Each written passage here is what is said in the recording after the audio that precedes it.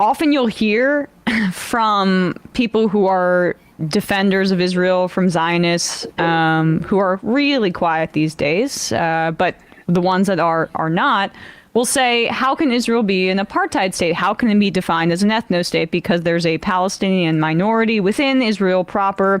They don't count the people who were shoved into small territories of Gaza and the West Bank, which is, basically an open air prison and ghetto, respectively. That they don't, and their lives are ruled over by Israel, and they have kind of the Palestinian Authority or Hamas. They run things in a way, but it's all under the context of them being occupied by Israel. Those millions of people have no say in their government, so they don't count those. They pretend they don't exist, and that there's a small Palestinian minority within Israel that can vote in the Knesset, but they're kind of treated as second-class citizens. And this video that was circulating is a prime example of that, and it's been going viral. This is reportedly a video of a Palestinian citizen of Israel who is a beauty salon owner. Her name is Rasha Harami. Apologies. She allegedly was taken into custody for liking a social media post showing solidarity with Palestinians who were killed in Rafah during that horrific tent massacre. And this is this video of her getting arrested.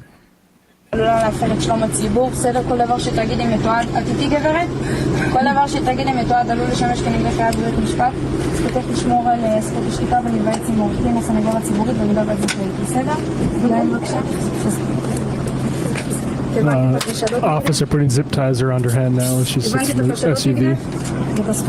On the verge of tears.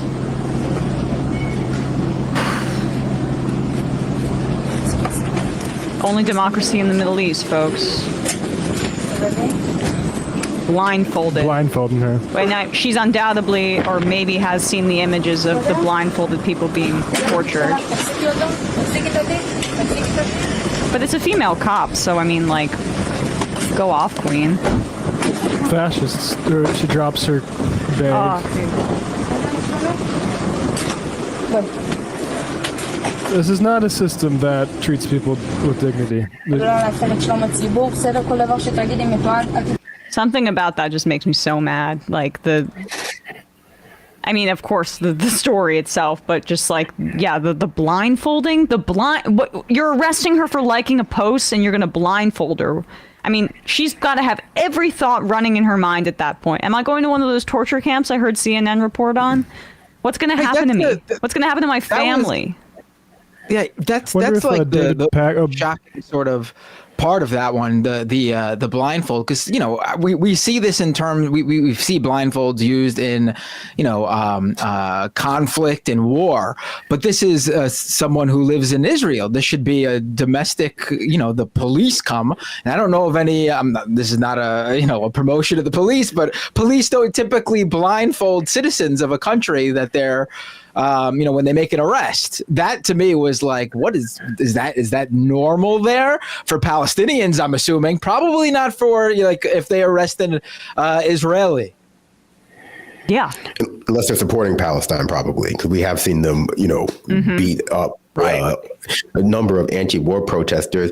But when people defend stuff like that Israel is not an apartheid state, that it's not an open air prison, I either assume they're being disingenuous online or they are just repeating talking points that they've heard from various media outlets to make themselves feel better about what America is supporting and what the world is allowing to happen, in order to not have to feel bad that ultimately they're not doing anything about it. There's a lot of inactivity on this issue, and there has been from politicians, from people, and it's way easier to just pretend, like a lot of people do for a lot of issues, domestic and abroad, that when people complain about it, they're just being like hysterical. They're just overreacting until, of course, they come to terms with any part of our military industrial or police industrial complex. Then suddenly they're awakened to it. But up until that point, they just pretend as though everyone is just being ultimately hysterical, or they're people who support that kind of treatment of, internal or external dissidents to their country, because there are definitely a few Americans who would be more than happy for the police to come and black bag you if you like the wrong tweets. When there were heavy protests in the aftermath of George Floyd's death, we saw like plain clothes police officers in unmarked vans disappearing protesters through the streets here. So a lot of these things are already in practice in the United States of America. People just don't necessarily believe they're happening, or that they won't be turned to them and they're just inherently fascist.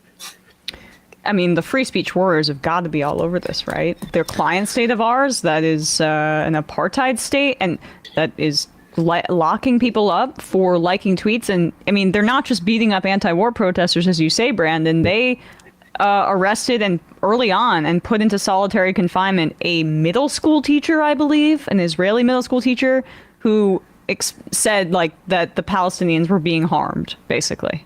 Yeah. I would encourage David Pakman to tap into this story. As somebody who has dismissed the idea that this is apartheid as some sort of like fantasy of college activists. Yeah, it's so absolutely unserious. And now he just has some avoidance anxiety over the issue and can't bring himself to face it. It's time to tap in. Apartheid is actually an insufficient way to describe what Israel is. Didn't John Kerry call it? Didn't John Kerry call it an apartheid state? Yeah. Like back John when he Kerry was secretary. Yeah, he said he said like it's at risk of becoming an apartheid state. To be fair, I mean, it's okay. As much as you could probably expect from a Secretary of State of the United right. States. But what that's also indicates, I mean, well, what Jimmy Carter spoke clearly about, like what Israel was doing. Peace or apartheid. Yes. We know which one it chose. Yes, read Jimmy Carter's book on this. I mean, this is just like an example of how AIPAC, honestly, and other pro-Israel interests have just completely warped the discourse through flooding the zone with money. I mean, the apartheid element is the most base level of facts that we need to be talking about here. It's an ethno-state, it's a settler colonial project, it's a violent enterprise. Massively censorious. Yeah, and it attacks the politics of other countries to support genocide. Yeah, it's a menace. We're way also just past the point of like, we got to cut off bombs and military aid. I mean, this is the time where we sanction them. Pariah state. Make them an internationally isolated country. I mean, cut off Iron Dome. I'm not joking about that, because the Iron Dome allows them to belligerently behave and attack other countries or bomb places like Damascus and not work with any of their Arab partners because they know they have the technology to operate with total impunity. Yeah, it's an impunity machine. We need to force them to actually engage with, and not through these like U.S. brokered bully tactics like the Abraham Accords, where the Palestinian issue is sidelined. So these two, client states of the United States, where one is our military intelligence outpost in Israel and the other is our oil juice box in Saudi Arabia. Like, we don't need to be forcing that through because of our own interests. I mean, it's just completely insane. The Israel, if it has a future in like eventually it needs to be a one-state democratic society where Israelis and Palestinians live alongside one another. But in terms of like it being an actual regional partner in the place where it exists, it can't be this belligerent and this without impunity. No, they showed us the model. They get treated how they treated the PLO and now the Hamas representatives now. Like, you're not a partner for peace. Right. Bet.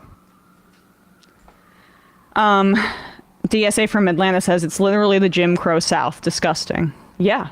Yep. I mean, exactly. Sponsored by us. Sponsored by the way, many evangelical Christians. So not really entirely. Where does the term Southern come from in Southern Baptist? It's because they want to be Baptists with slaves. Pair of socks says non-Zionist rabbis are getting the shit kicked out of them. Yes. Hope in Work and Joy and Leisure said Noam Chomsky said it was worse than an apartheid state, saying South Africa at least needed its black population, whereas Israel seems to want to get rid of them altogether. That's pretty much anybody who analyzes those, is that, yeah, more murderous, more anti-population than exploit population compared to South Africa. Because they import labor from other countries that aren't Palestine, where, South Africans were, basically just used as indentured servants. Sneering imperialist says the Grand Mufti thing is so bizarre. Yes, he was motivated against the British and Jewish immigrants and had an alliance of convenience with Germany. The insanity is to think a guy believes in Aryan superiority would listen to him is wild. I mean, just let's be real here. Like, are we going to talk about Japan's inherent and ancient anti-Semitism until the alliance between Japan and Germany in Nazi Germany? A bit more direct than that. Than like the Palestinian Grand Mufti, making that alliance because of opposition to, German and not German, UK interests in Palestine. It's also, I was going to say, it's also often subtle, but there is an effort to remove the Holocaust in World War II, but more specifically, the Holocaust out of its place in history from Western society, broadly speaking, and sort of externalizing that to, well, maybe it was actually Arab people who do that. While it seems laughably false at its face, even the way we learn about the Holocaust in many ways absolves just the Western world of the anti-Semitism that led up to and was prevalent throughout the world, especially the Western world at the time, and sort of presents it as maybe the individualized folly of the German people that came out of nowhere. But there are clear ideological elements that came from the United States of America, like Hitler said so himself, and there's a resistance to even believe that from a lot of people who consider themselves to be serious thinkers. So it really is another way in which people can absolve the West of any of the atrocities that they committed throughout history. Yeah. I mean, and exactly, it's that the way that those sorts of things can be made to be so significant. It's like every time that the Mufti stuff is brought up, you can easily bring up the Havara Agreement, where the early Zionists were appealing to Nazi Germany themselves for a transfer agreement. Now, broadly, the overall structure of a settler colonial state that has an imperative for a demographic majority is the real problem, rather than any of these sort of like agreements. But to the extent you're going to play with history like the Mufti inspired Hitler, I think now then it becomes fair game to bring in things like the Havara Agreement.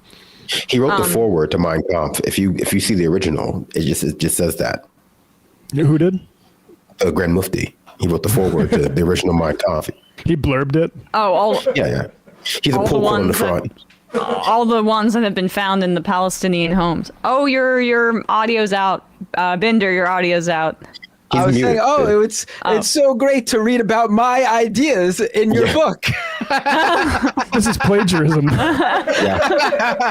Hey, folks, don't forget to hit the subscribe button and check out our daily show. We do it every day at 12 p.m. Eastern for about 2.5 hours. We even take phone calls. You should check that out.